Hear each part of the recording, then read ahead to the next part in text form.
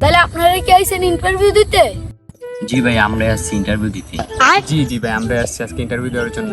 তাহলে আপনাদের দুজনের নাম বলুন। আমার নাম হইতেছে গিয়া স্যার, আমি মুক্তিযুদ্ধের নাতি, আমার নাম হচ্ছে মোহাম্মদ সালমান খান।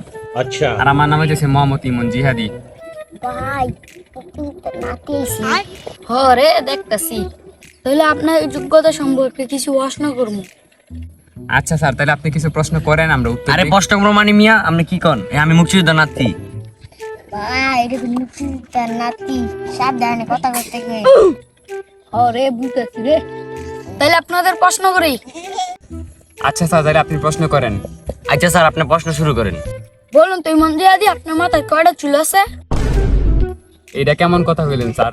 মাথার চুল কি গণা যায়? আপনি বলেন, এটা কি কোনো কথা ভাই? আপনি বলেন। আচ্ছা মুক্তিযুদ্ধের নাতি, আপনাদের একটা কঠিন প্রশ্ন করি।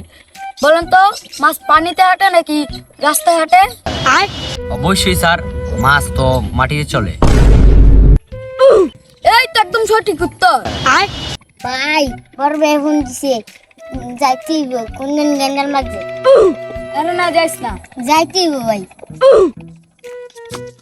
কি পোলা পাইন দুদিন পরে তৈরি হইলো, দুটো সিঙ্গারা লেগে যায়। স্যার ওইটা কি ওই তোলেন নাকি? স্যার, প্রিয় অভিভাবক কল দিছি, এই জন্যই চলে গেছে, বুঝছো না ব্যাপারটা? আচ্ছা সবকিছু বাদ, আমরা দ্বিতীয় প্রশ্ন যাই।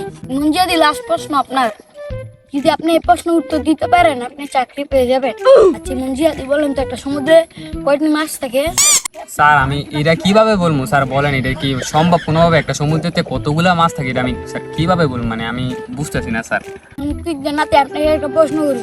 বলেন তো, প্রাইভেট কারের চাকা কয়টা থাকে? আচ্ছা, এগুলো কি বলা লাগে? একটা প্রাইভেট কারে তো 12টা চাকা। সঠিক উত্তর, একদম সঠিক উত্তর। অভিনন্দন, আপনার চাকরি হয়ে গেছে। মুক্তিযুদ্ধের নাতে আপনার চাকরি হাম্ব হইব।